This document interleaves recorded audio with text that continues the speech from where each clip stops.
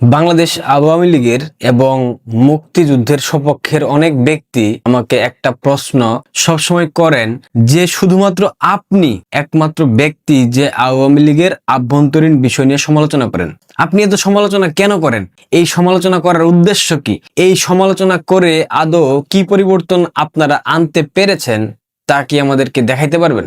দেখেন, গত 15 বছরের শাসনামলে বাংলাদেশ আওয়ামী লীগের মধ্যে আভ্যন্তরীণ যে সমালোচনার প্রয়োজন ছিল সাংগঠনিক বিষয় নিয়ে কিংবা দলীয় বিভিন্ন বিষয় নিয়ে, এই জায়গাটা কিন্তু সম্পূর্ণরূপে বন্ধ ছিল এবং যারা সমালোচনা করত তাদেরকে কোনোভাবেই দলের নীতি নির্ধারণী পর্যায়ের ব্যক্তিবর্গরা নিতে পারতো না। স্বাভাবিকভাবে তাদেরকে অস্বাভাবিক প্রক্রিয়ার মধ্যে ফেলে দেওয়া হতো। অনেকের রাজনৈতিক ক্যারিয়ার শেষ হয়ে গেছে। অনেক সাবেক ছাত্র নেতা যাদের একটা বর্ণাঢ্য ছাত্র জীবন ছিল, ছাত্র রাজনীতির ক্যারিয়ার ছিল, তাদেরকেও মুছে ফেলা হয়েছে সংগঠন থেকে। তাদেরকে কোনোভাবে মূল দলে কিংবা যুবলীগ কিংবা স্বেচ্ছাসেবক লীগে কোথাও রাখা হয়নি। অসংখ্য ছাত্র নেতা আছে, কারণ তারা সমালোচনা করত।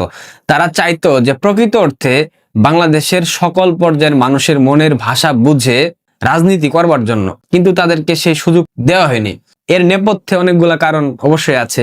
বিশেষ কিছু গোষ্ঠী ছিল যারা আসলে চাইতো না সমালোচনা হোক। অনেকে আবার সমালোচনা ধারণ করার মতো সক্ষমতা রাখে নাই, তাদের শুধু তেল মর্দনটা ভালো লাগতো, সমালোচনা করলে তারা নিতে পারতো না। বাংলাদেশের বর্তমান রাজনৈতিক বাস্তবতায় বাংলাদেশ আওয়ামী লীগের আসলে কি করা উচিত? একটা বিষয় মাথায় রাখবেন, বাংলাদেশ আওয়ামী লীগের ফেরা যত দেরি হবে তত বাংলাদেশ আওয়ামী লীগ কর্মী শূন্যতায় ভুগবে।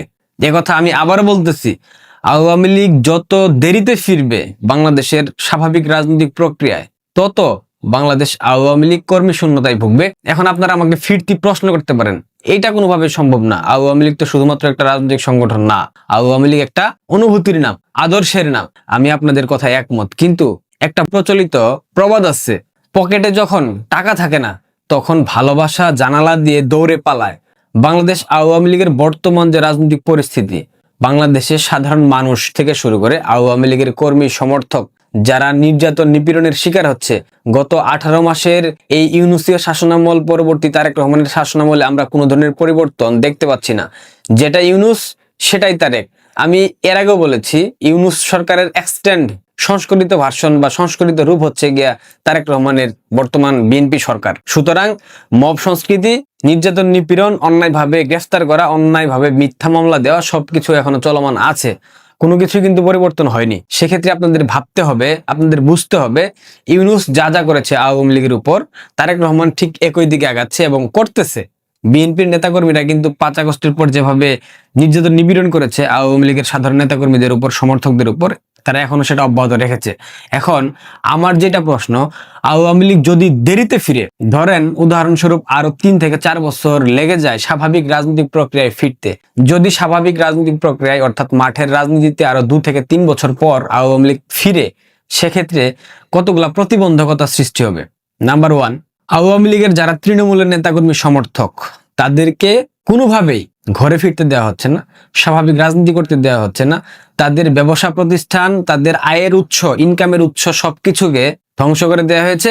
কোনোভাবেই তারা আর্থিকভাবে সচ্ছল হতে পারছে না। সচ্ছলতা অনেক পরের কথা, তারা আর্থিকভাবে এতটাই সংকটের মধ্যে আছে, তারা পরিবারের সাথে দুবেলা দুমুঠো ভালো মন্দ খাবারও খাইতে পারে না। এইসব দেখার পর আপনাদের কি মনে হয় না যে আওয়ামী লীগের এই শ্রেণীর নেতাকর্মী সমর্থকরা একটা সময় মুখ ফিরিয়ে নেবে? কেন মুখ ফিরিয়ে নেবে এই প্রশ্ন আপনারা আমাকে করতে পারেন, কারণ আওয়ামী লীগ তো আদর্শিক জায়গা, আওয়ামী লীগ একটা অনুভূতির নাম।